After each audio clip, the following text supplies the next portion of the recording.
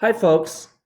Today, we're going to learn how to calculate work and energy.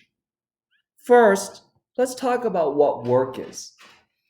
The formula for work is work equals force times distance. And the unit for this formula, when I have work, the unit for work is joules.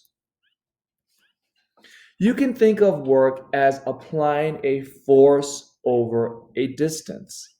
For example, if I have a box and I apply a force of 10 newtons and I make it travel 2 meters, then I am pushing a box across a room. I'm doing work on it. When I do that, it starts moving, it's going to gain kinetic energy when it's moving. Or if I were to lift a box up high, up over my head, I'm giving it potential energy. For that reason, doing work is changing the energy of an object. Let's calculate work here. I would have 10 newtons for force and 2 meters for my distance. That would give me 20. And my unit for work is joules. So I gave this object 20 joules of energy. Joules is also the unit of energy. So in this way, we can think of work and energy as equivalent. Let's do another example. This says you pushed a 36.21 kilogram box with a force of 26.72 newtons for a distance of 6.57 meters. So I'm pushing a box across a room. How much work did you do on the box? Well, first, what is this question looking for? It's looking for work. And I know the formula is force times distance. And if I plug in force and distance, well, my force here is 26.72 newtons, and my distance is 6.57 meters. So I plug in 26.72 times 6.57. I notice that this has 36.21 kilograms, which is a mass, but I don't use that here. That is unnecessary information. So if I plug in 26.72 times 6.57, I get 175.5504. I want to round to 2 decimal places. So I'm going to drop these two. I'm going to round down.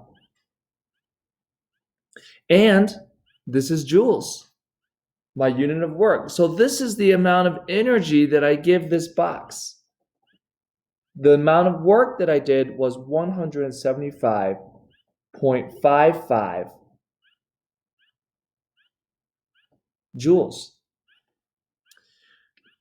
Now, this is the most straightforward way to use the work equation.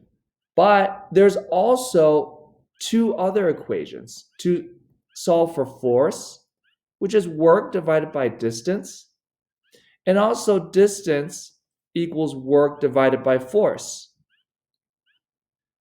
The unit for force is newtons, and the unit for distance is meters. You should have these 2 equations in your pink sheet as well. You should pause the video and write these equations down. Now, let's take a look at another example. It says you do 763.89 joules of work when you move a couch across the room. You needed to use 645 newtons of force to move the couch. How far did you move the couch? Well, remember, we should first ask ourselves, what is it looking for? It's looking for how far did you move the couch. That is distance. What is the formula for distance? If you said D equals, let's take a look. D equals work divided by force. You were right. And now let's plug in. It says I did this much work and my unit is joules. I'm going to plug that in for work. I'm going to divide it by this much force. And when I do that, 763.89 divided by 645,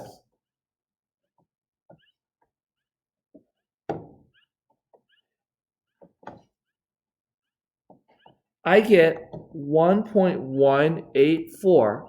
I want to round this to 2 decimal places. So I'm going to drop the 4, round down. And my unit for distance is going to be meters. So how far did I move the couch? 1.18 meters. Work calculations pretty much feel like that the whole time. We're going to continue on, and you can practice that. We can practice that together later on. Let's talk about energy now. The way we're going to define energy in physics is the capacity to do work. Its unit is in joules, just like work. And when I have energy, that means I can harness that energy and do work with it. Work and energy are basically equal. And work done on an object changes its kinetic energy or potential energy. Let's talk about kinetic energy. Kinetic energy is the energy of movement. And the equation for kinetic energy is 1/2 times mass times the velocity squared. 1/2 mv squared. And this mass is the mass of the object, and the velocity is how fast the object is traveling. This is my equation for kinetic energy, and the unit is joules. How do they get this, though? Let me briefly show you. Let's say we start with the equation work equals force times distance. And if you remember, force equals mass times acceleration. So this is the same thing as mass times acceleration times distance. Now, one thing that you need to know that I'm not going to show in detail is that if I had acceleration times distance, this is equal to final velocity of an object squared divided by 2. There is a way for me to show you this relationship with the equations that we've learned in class, but it's very detailed and too in-depth. Just know that the acceleration of an object times the distance that it travels is equal to its final velocity squared divided by 2. And if I were to plug this in and replace acceleration times distance with final velocity squared divided by 2, that is equal to 1/2 times mv squared. And this is the same thing as kinetic energy. Here we see work and kinetic energy are the same, and they both have the unit of joules. Let's do an example to become comfortable with this kinetic energy equation. This says, you dropped a penny from the roof of the Empire State Building. The penny has a mass of 0.0025 kilograms and reaches a terminal velocity of 22.35 meters per second. How much kinetic energy does it have? Well, what is it looking for? It's looking for kinetic energy. What is my formula? If you said 1/2 mv squared, you are correct. Let's plug in. For my mass, what's my mass? It's this guy, 0.0025 kilograms. It says mass here, and because its units are kilograms, I know that that's the mass. And my velocity is 22.35, and I need to square this. If I have a scientific calculator, I can just put this in. And I would put in, for 1/2, I would put in 0.5 times 0.0025 times 22.35 to the power of 2. That is 0.6244. I want to round to 2 decimal places. So I'm going to drop these 2. And my unit for kinetic energy, just like work, is joules. So when it reaches its terminal velocity, the fastest it can go is 0.62 joules, just like that. That's how much energy it has. Let me say a couple of things. 1/2, remember, is equal to 0.5, like I said. And you could put in 1 divided by 2 or 0.5 if it's a scientific calculator. Calculators vary by how you do squared. On the iPhone calculator, it's the button that looks like x to the power of 2. That's what I'm currently using. Sometimes in certain calculators, you use a caret symbol that looks like this, and then you would put in 2. So caret, this upward looking arrow 2, means to the power of 2. Take a look and play around so you can find the squared button or know how to do something to the power of 2. You can play around with 2 to the power of 2, which should equal 4. You should pause the video and do that now if you're not sure how to do something to the power of 2. Let's take a look at another example. Let's take a look now at gravitational potential energy, which we learned on the previous video, that when we lift an object up into the air, we could easily drop that object so it has energy stored up. When an object is in the air, it has potential energy. And specifically, we're going to talk about gravitational potential energy. I'm going to label this as GPE, and this is going to be equal to mass times the acceleration due to gravity, which is g, times the height that is lifted, which I'm going to list as h. These are new variables, but let me show you how we get these so you don't need to be afraid. First, we know about mass. G is gravitational acceleration, which we calculated in class. G is equal to 9.8 meters per second squared. We will use the number 9.8 for G every time we see it.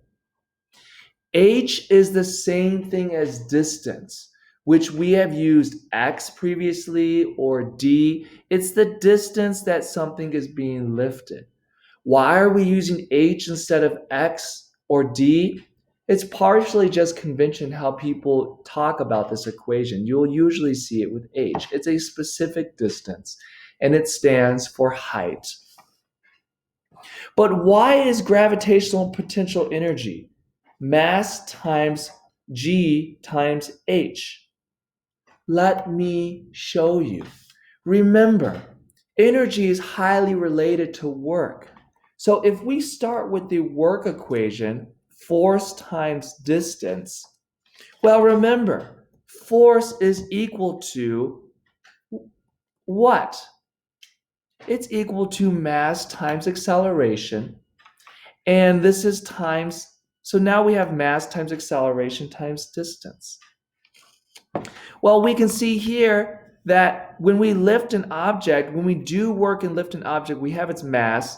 The acceleration that we're talking about, as far as its energy, or the energy that we're working against, is 9.8. That's the acceleration due to gravity. So we replace A with G. because we're talking about the acceleration due to gravity now, not just any old acceleration. And as far as distance, we're talking about h.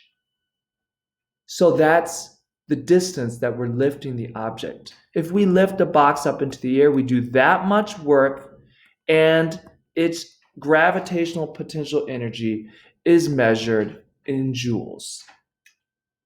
Let's take a look at a couple of final examples before we practice together. It says, to decorate for the holidays, you decide to put a statue on top of your house. The roof is 5.43 meters high, and the statue has a mass of 22.24 kilograms. Let me draw this out. Here's our house. Our height equals 5.43 meters. We're trying to lift a statue up here, and this statue has a mass of 20.24 kilograms.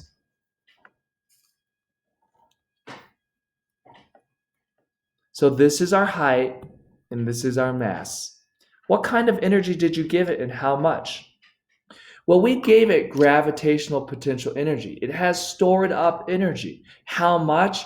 Well, the formula for gravitational potential energy, GPE, if you said it was m times g times h, you're correct. You should have this equation in your pink sheet. And remember, well, let's plug in. My mass is 20.24 kilograms.